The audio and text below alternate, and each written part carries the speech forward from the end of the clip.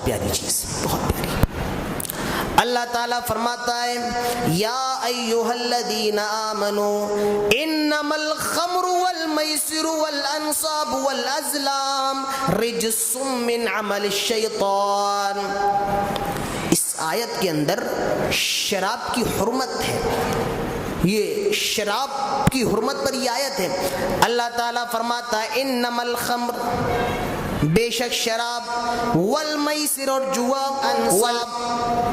انصاب کہتے ہیں زمانے جاہلیت میں وہ پتھر تھا جس کے قریب لے جا کر لوگ اپنے جانور ذبح کیا کرتے تھے۔ انصاب کسے کہتے ہیں؟ خاص پتھر ہوا کرتے تھے اور لوگ اپنے جانور ان پتھروں کے پاس لے جا کر کے ذبح کیا کرتے تھے، اسے انصاب کہا جاتا تھا۔ معلوم چلا اگر کوئی کسی جانور کی قربانی کسی مزار پہ جا کر کے کرتا ہے برکت کے لیے اور تقدس کے لیے تو وہ بھی انصاب آتا ہے، وہ بھی انصاب ہے۔ اللہ تعالیٰ فرماتا ہے جوا، شراب اور انصاب، یہی قربانی جو غیر اللہ کے لیے کی جائے۔ والازلام، ازلام کہتے تھے پانسے کو، اس طریقے سے تیر وغیرہ۔ دیکھیے وہ لوگ فال نکالا کرتے تھے، فال جاہلیت کے اندر، جیسے تیر ہیں، تیر بہت زیادہ، کچھ تیروں پر لکھا ہوا ہے افعل مطلب ڈو، کر، اور کچھ پر لکھا ہے لا تفعل مت کر، اور کچھ پر لکھا ہے خالی۔ اب تیر مکس ہے، تیر نکالا، اگر لکھا ہوا ہے افعل کر تو وہ کام کرتے تھے، اور لکھا ہوا ہے لا تفعل مت کر تو نہیں کرتے تھے، اور اگر لکھا ہوا آیا خالی تو پھر اس کو ڈالتے تھے، پھر ہلاتے تھے، اب پھر جو نکلتا تھا افعل یا تفعل تو پھر اس پر عمل کرتے تھے۔ تو اللہ تعالیٰ فرماتا ہے اللہ تعالیٰ نے شراب کو حرام کر دیا ہے، جوئے کو حرام کر دیا ہے، انصاب کو حرام کر دیا ہے، اور اللہ تعالیٰ نے ازلام کو یعنی پاسے کو حرام فرما دیا ہے۔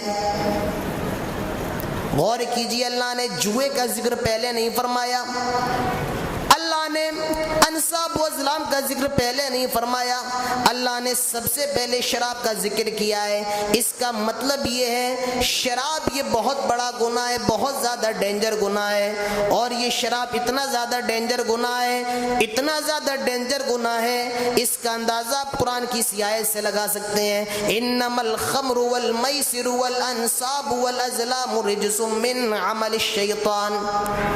انما الخمر، شراب، اور معاف کیجیے ایک نقطہ اور بتاتا چلوں، شراب وہ نہیں ہے جو بوتلوں میں رکھی ہوئی ہو، شراب صرف اسے نہیں کہا جائے گا جو مارکیٹ میں مل رہی ہو۔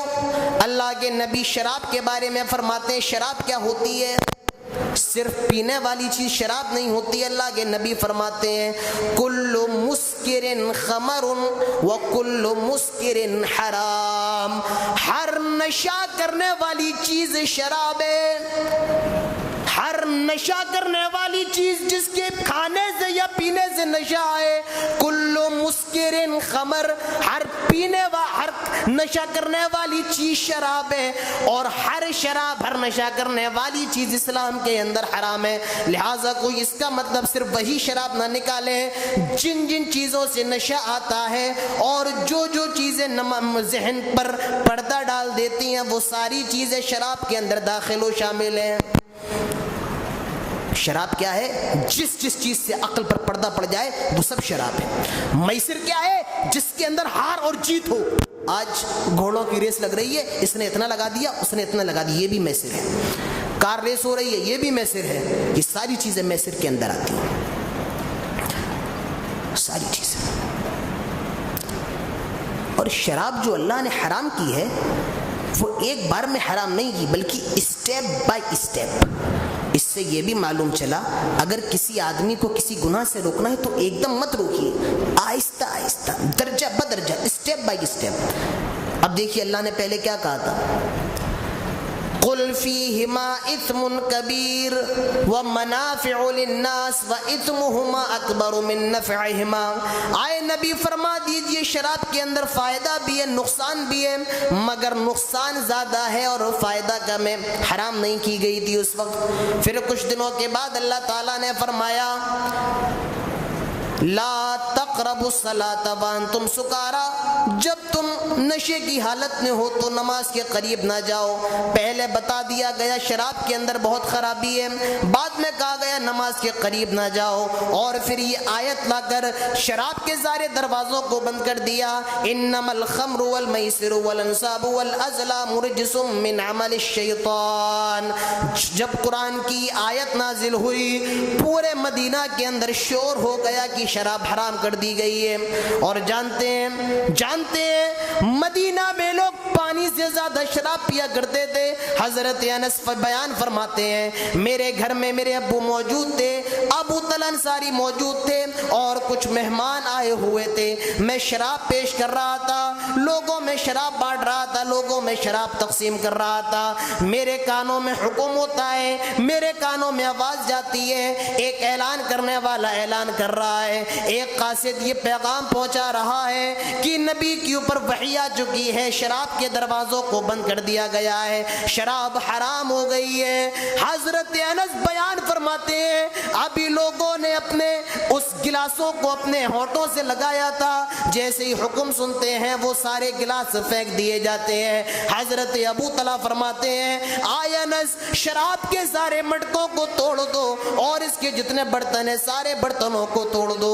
اب حضرت انس فرماتے ہیں جب یہ شراب کی حرمت کا حکم ہوتا ہے پورے مدینہ کی گلیوں میں سے شراب بہ رہا ہے، گویا کی شراب کی باڑھ آ گئی ہو اور شراب کا سیلاب آ گیا ہو، پورے مدینے کی گلیوں میں شراب بہ رہی ہے۔ اندازہ لگاؤ شراب کا حکم ہوتا ہے، سارے مسلمانوں نے اپنے اپنے شراب کے مٹکے پھوڑ دیے۔ صحابہ کہتے ہیں جب کبھی مکے میں جب کبھی مدینے میں بارش ہوا کرتی تھی تو اس وقت بھی گلیوں سے شراب کی بو آیا کرتی تھی، کیونکہ اس وقت مٹی ہوا کرتی تھی، پتھر نہیں ہوتے تھے، وہ چیز مٹی کے اندر چیز جذب ہو جاتی ہے، جب آپ پانی ڈالیں گے تب وہ اپنی کسی نہ کسی شکل میں آ جاتی ہے۔ تو شراب کے بارے میں بتایا گیا انما الخمر، شراب، میسر، اسی طریقے سے ازلام، انصاب، جوا، شراب، پاسے اور یہ بتوں کے سامنے جانور ذبح کرنا رجس، کیا قرآن نے نقشہ کھینچا ہے، رجس سب ناپاک ہے۔ شراب کا ذکر کس کے ساتھ ہو رہا ہے؟ دیکھا آپ نے شراب کا ذکر کس کے ساتھ ہو رہا ہے؟ بتوں کے ساتھ، شرک کے ساتھ، شراب کا ذکر شرک کے ساتھ اللہ کر رہا ہے، فرمایا رجس ناپاک ہے۔ ناپاک انسان شراب پی لیتا ہے، نالی میں پڑا ہوا ہوتا ہے، کوئی پوچھنے والا نہیں ہوتا ہے، اس کو کوئی پوچھنے والا نہیں ہوتا ہے، شراب پی لے روڈ پہ پڑا ہے، کتے پیشاب کر رہے ہیں اس کے منہ پہ، کبھی آپ نے دیکھا ہے شرابیوں کو؟ اللہ نے خود کہا رجس، بڑی گندی چیزیں ہیں یہ، اور من عمل الشیطان، یہ تو شیطان کے کام ہے، شیطانی کام ہے۔ اللہ تعالیٰ کتنی قباحت بیان فرما رہا ہے۔ اس کے بعد کیا کہا فجتنبو، ان چاروں چیزوں کو چھوڑ دو، فجتنبو۔ اچھا جم کا مطلب جانتے کیا ہوتا ہے؟ پہلو، جیسے یہ ایک پہلو ہے، دوسرا یہ ہے، جیسے میز کا یہ ایک پہلو، دوسرا یہ پہلو، اگر یہ مل گئے تو پھر ٹیبل ہی نہیں رہے گی، میز ہی نہیں رہے گی۔ ندی کے دو پارٹ ہیں، دو کنارے ہیں، ایک جنب وہ ہوتا ہے اور دوسرا کنارہ وہ ہوتا ہے، اب اگر یہ دونوں کنارے مل جائیں تو پھر ندی ہی باقی نہیں رہے گی۔ اسی لیے اللہ تعالیٰ فرماتا ہے فجتنبو، اس کو چھوڑ دو، اگر یہ اور تم مل گئے تو تمہارا ایمان ہی باقی نہیں رہے گا، تمہارا دین ہی باقی نہیں رہے گا، تمہارے سارے عمل برباد ہو جائیں گے۔ فجتنبو، ان کو چھوڑ دو، لعلکم تفلحون، تاکہ تم کامیاب ہو جاؤ۔ یہ بھی پتہ چلا کامیاب آدمی کب ہوگا؟ جب شراب چھوڑ دے گا، جوا چھوڑ دے گا، شرک چھوڑ دے گا اور فال لینا چھوڑ دے گا، تب آدمی کامیاب ہوگا۔ اس کے بعد کیا کہا؟ انما یرید الشیطان ان یوقع بینکم العداوۃ والبغضاء اور اس شراب کے ذریعے اور جوئے کے ذریعے شیطان تو یہی چاہتا ہے وہ تمہارے درمیان دشمنی کروا دے، تمہارے درمیان لڑائی جھگڑا کروا دے۔ آپ بتائیے شراب پی کے آدمی کتنا زیادہ جھگڑتا ہے، راستے میں مار پیٹ شروع کر دیتا ہے، گھر آتا ہے تو اپنی بیوی کو مارتا ہے، اپنے بچوں کو مارتا ہے، اپنے ماں باپ کو بھی مارتا ہے۔ اللہ تعالیٰ فرماتا ہے شیطان شراب کے اور جوئے کے ذریعے تمہارے درمیان لڑائی اور بغض و عداوت پیدا کروا دیتا ہے۔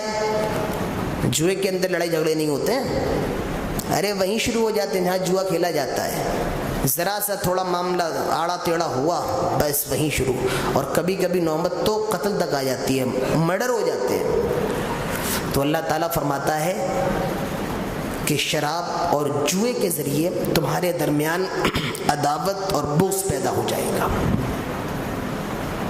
ایک بات بتاؤں بہت پیاری، الفاظ کو سمجھا کیجیے، قرآن کے الفاظ۔ ایک ہے عداوت، عداوت مطلب دشمنی، آپ سب جانتے ہیں عداوت دشمنی۔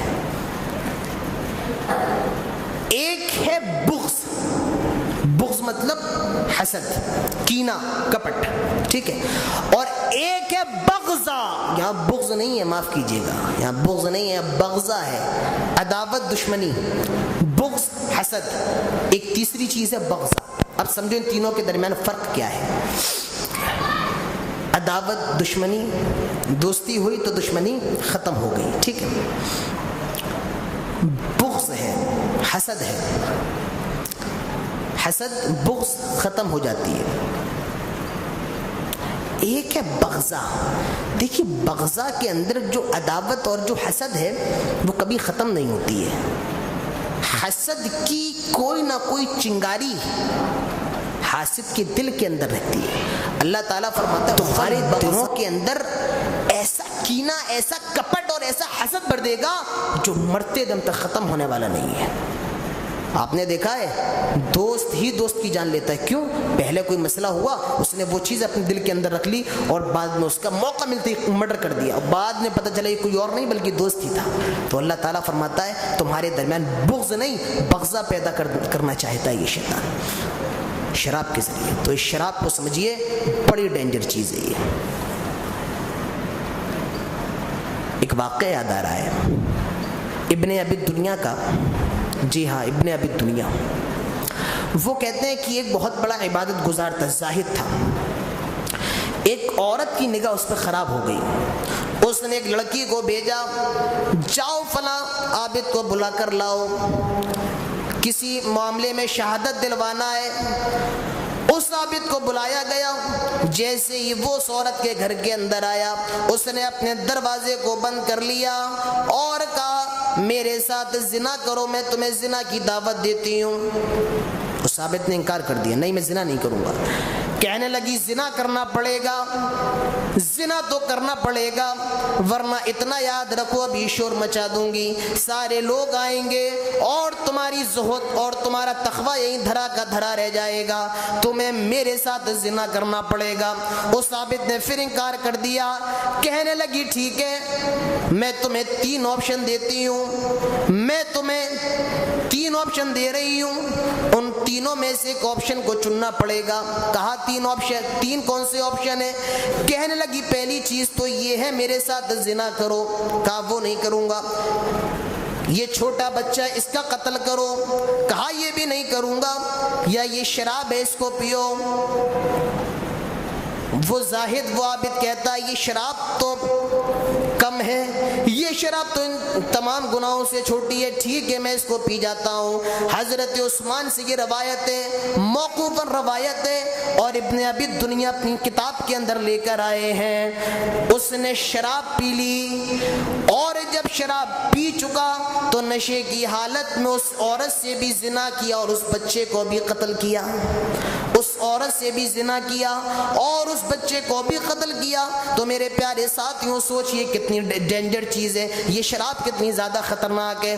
قرآن نے شراب پینے کا دروازہ بند کر دیا، یا ایھا الذین آمنوا انما الخمر والمیسر والانصاب والازلام رجس من عمل الشیطان فاجتنبوہ لعلکم لعلکم تفلحون، یہ شراب اور یہ جوا، یہ پانسے اور یہ انصاب تمہارے اوپر حرام کر دیے گئے، تم اس سے بچتے رہو۔ اللہ نے یہ اعلان فرما دیا۔